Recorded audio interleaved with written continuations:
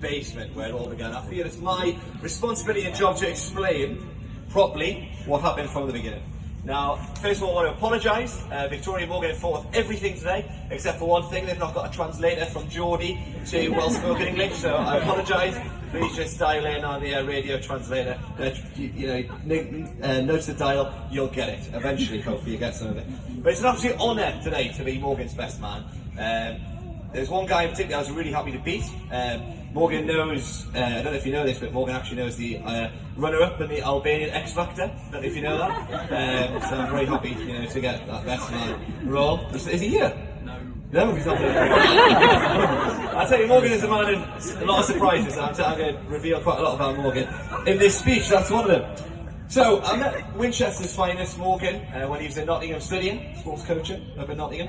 I had the pleasure of being Morgan's home-from-home buddy. So when he went to university at church, I signed up to look after a student under my wing, go for a coffee, look after him, feed him occasionally, and he was my home-from-home buddy. And then I became his student worker. And it was when I was a student worker that I set up an event that would change the course of history forever. And that event, I had honestly no idea would lead to this day. Whereas a game show night, as Gareth, he alluded to earlier. There was 3 events. There was the weakest link. Gareth was dressed up as Anne Robinson in a nice classic. Morgan did that, didn't do too well in the weakest link. Wasn't as nice.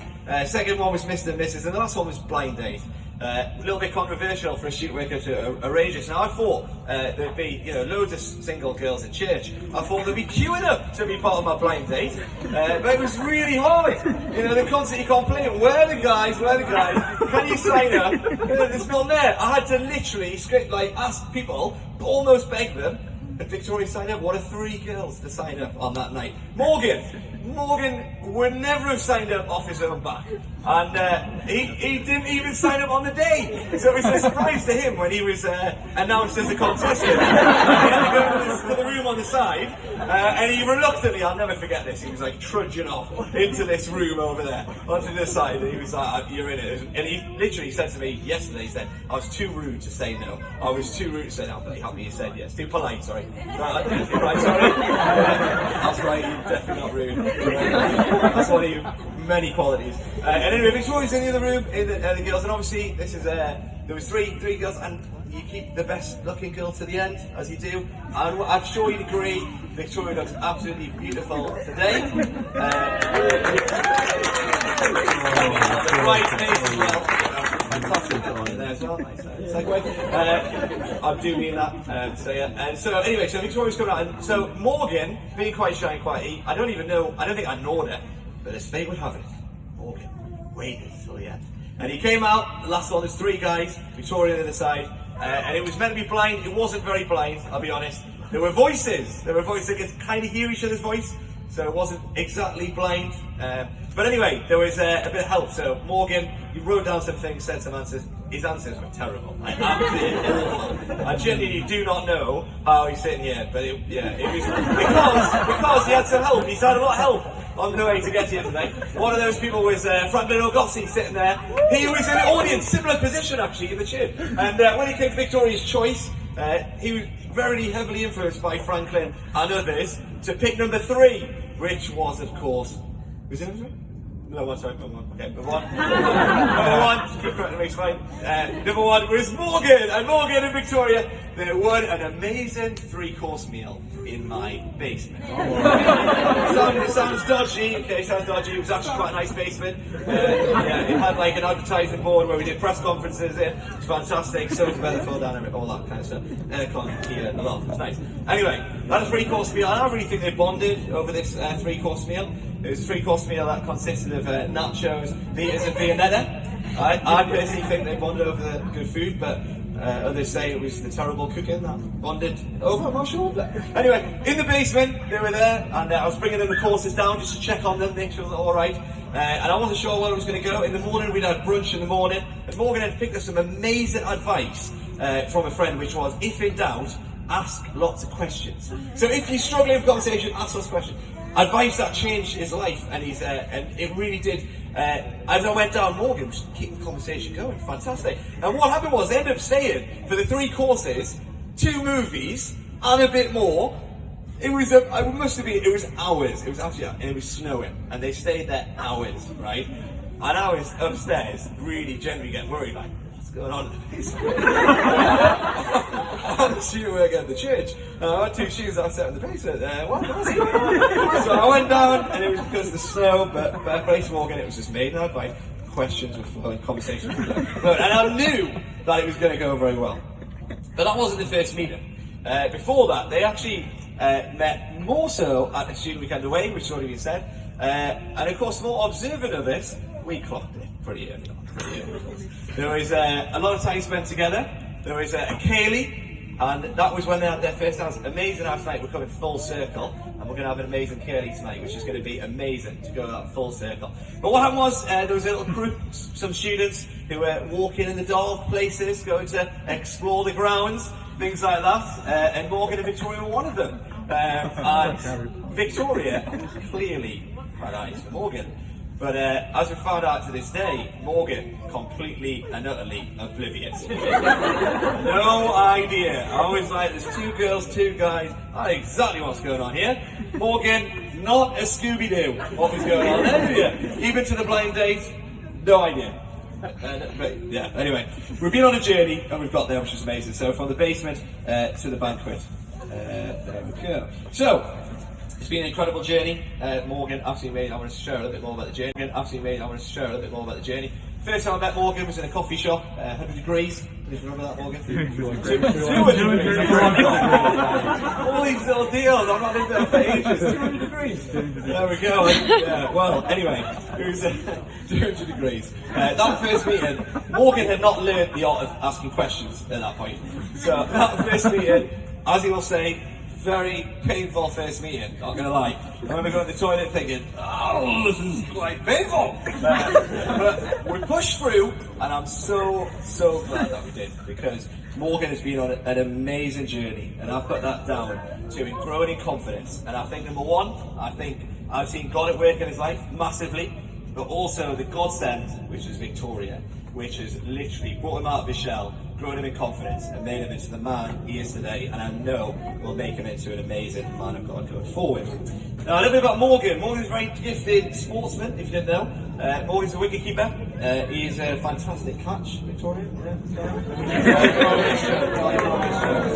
I had to get ready for more of that, where that came from. Anyway, he also played on the church football team as well, and Morgan's got the nickname John Stones. Some of you will not get this at all.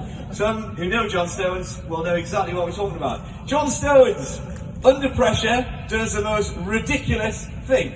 Playing out from the back, man on him, Cruyff turn. In the way, like literally drives you mad, especially if you're the manager of the football team. Drives you absolutely crazy. And Victoria, this might happen in your marriage. So you might be in a car traffic jam, Morgan might try and do a Cruyff turn out the traffic jam, I don't know. That might well happen, you just go with it, you might go at the shoulder or whatever. You might be in a supermarket, you might be in Tesco, you might just want to try and take on 2 staff workers in the aisle rather than going to get the shopping. Okay, that might happen in the petrol station. Just be aware, you might do something unbelievable. That's his John Stones reputation. Be patient.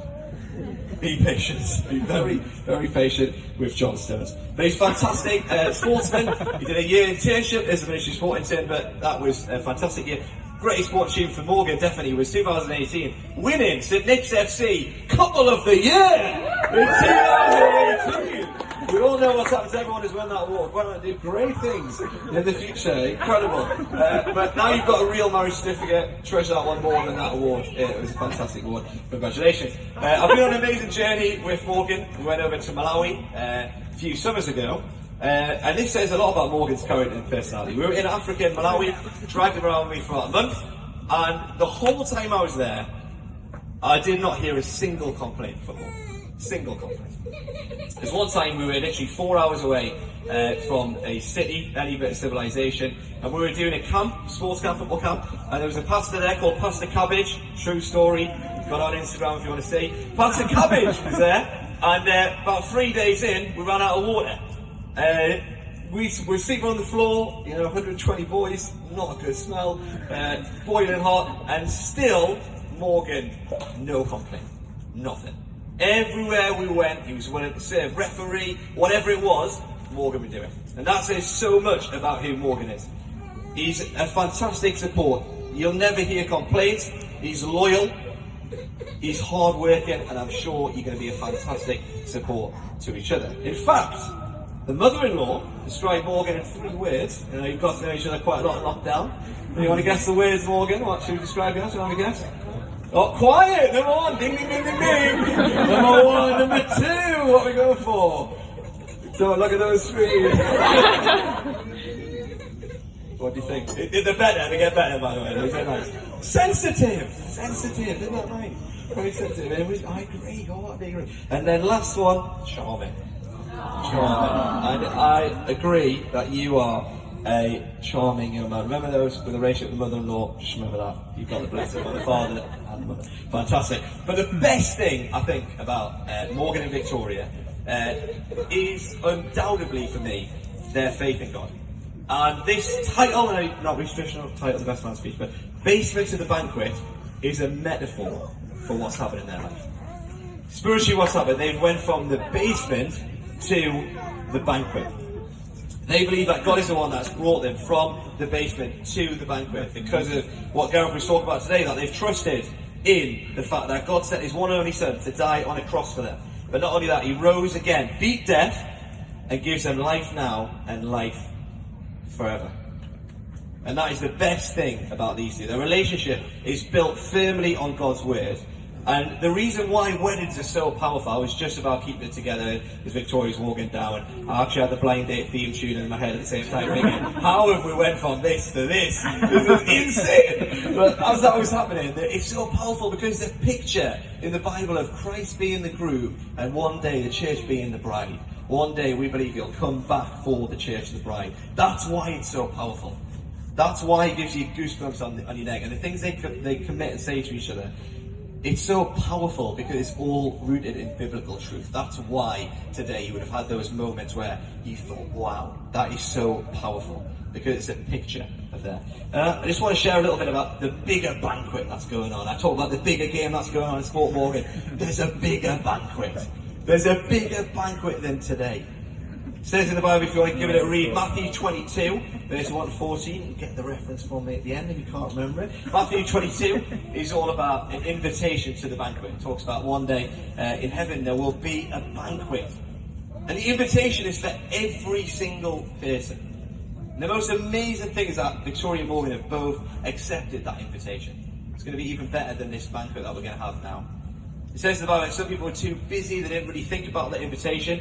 But every single one of us has an RSVP that we can individually respond to.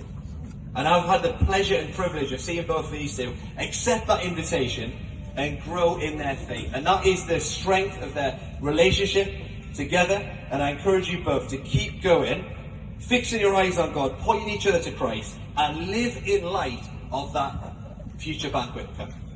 Never forget that you've been taken from the basement to the banquet, not just here, but spiritually as well, which is even greater. Now, Morgan does indeed love Victoria very much, from romantic picnic proposals up the hill to the first kiss at university. Took a while for him to get the first kiss out, but he did, and then he ran for a bus. But today we've seen, I'll tell you what, didn't even need Gareth to announce that, did he? Straight in for a kiss in the course, unbelievable, he's learned from that. I tell you, totally growth, a lot of growth Morgan's been which has been amazing. But yeah, I've got proof of this. So we had an amazing stag do a couple of weeks ago, and I've actually got a few voicemails that Morgan after we had a great night and a little bit of alcohol. I've got them on here, I've just got a few that I'm going to play. Morgan's drinking his drink quickly. Don't worry, I can regurgitate it, don't worry. A little bit like this, you know. Victoria, I love you more than cricket. Victoria, you're way better than any Winchester girls. Victoria, you like stereotypes, by the way. You're my ping to my pong. Victoria. And he started singing. I'm not going to sing that during the speech. He started singing a lot of different melodies, you know. And Victoria's like worried. She's like on the hen do. She goes to the toilet. She's like, 10 missed calls from Morgan, voicemails, like 10 minutes of voicemails.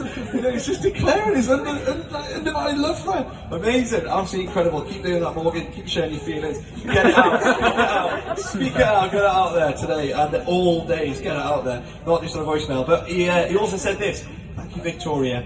You've done 99% of the wedding planning, and I've done 1%. Well, I said, "Well, what have you chosen then? What have you chosen on this?" Then he said, "I've chosen my wife." And I think that is absolutely lovely that you have indeed chosen Victoria. She is your choice, and continue to